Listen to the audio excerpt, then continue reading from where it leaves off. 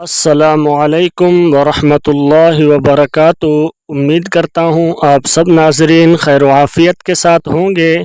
आज के सबक में हम पढ़ेंगे सूरतुल बकरा का 23वां रुकू। इस रुकू को हम रवानगी के साथ पढ़ेंगे। आपने यहाँ पर गौर करना है कि किस तरह से हम कहाँ पर वक़फ़ करते हैं। आपने भी कुरान मजीद पढ़ते हुए इसी तरह वक़फ़ करना है और किन अल्फाज को किस तरह से अदा करना है। आपने इस वीडियो को मुकम्मल देखना है और पूरे सबक को तवज्जो और ध्यान के साथ सुनना है ताकि आप सही तरह से कुरान मजीद पढ़ना सीख सकें। अऊज़ु बिल्लाहि मिनश शैतानिर रजीम। बिस्मिल्लाहिर रहमानिर रहीम। या अय्युहल्लज़ीना आमनू कुतिबा अलैकुमुस्सियामु कमा कुतिबा अलल्लज़ीना मिन क़ब्लिकुम लअल्लकुम तत्तक़ून अय्यामम मअदूदात। फमन कान मिनकुम मरीज़न औ अला सफरिन फ़इद्दतुम मिन अय्यामिन उख़र वअलल्लज़ीना युतीक़ूनहु फ़िद्यतुन तआमु मिस्कीन। फमन ततव्वअ खैरन फहुव खैरुल लह व अन तसूमू खैरुल लकुम इन कुन्तुम तालमून।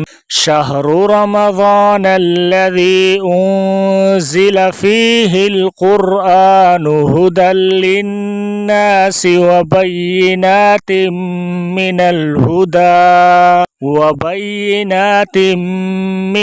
हुदा वल फ़ुरक़ान।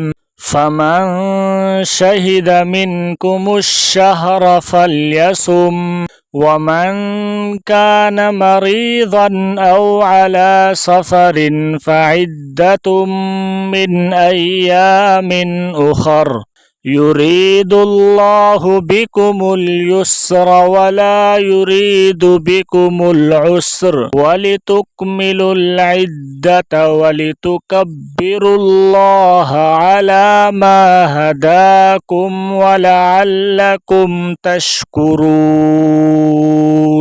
वइज़ा सअलक इबादी अन्नी फ़इन्नी क़रीब उजीबु दाअवतद्दाइ इज़ा दआन फ़ल्यस्तजीबू ली वलयुमिनू बी लअल्लहुम यरशुदून।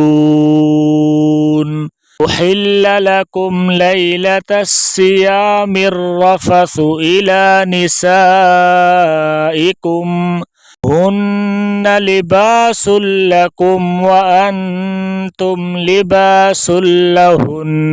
अलिमल्लाहु अन्नकुम कुन्तुम तख्तानूना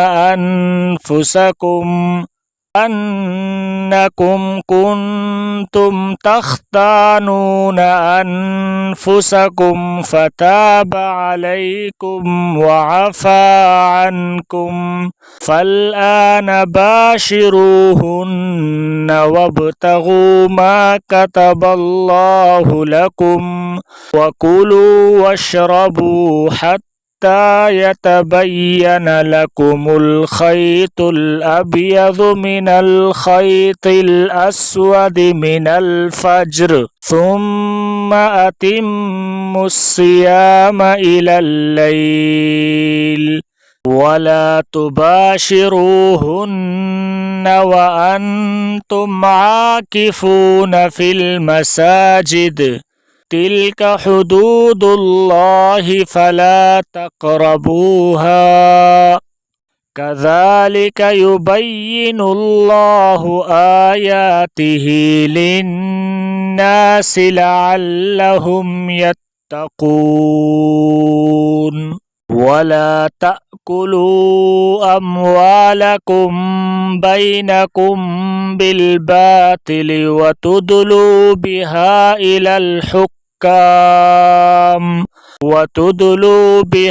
إلى الحكام لتأكلوا فريقا من أموال الناس بالإثم وأنتم تعلمون صدق اللہ العظیم۔ امید ہے آپ کو یہ سبق سمجھ میں آیا ہوگا۔ اگر پھر بھی کسی کو کوئی بات سمجھنے میں مشکل پیش آئی ہو تو آپ ضرور کمنٹ کر کے بتا دیا کریں۔ جزاک اللہ خیرا۔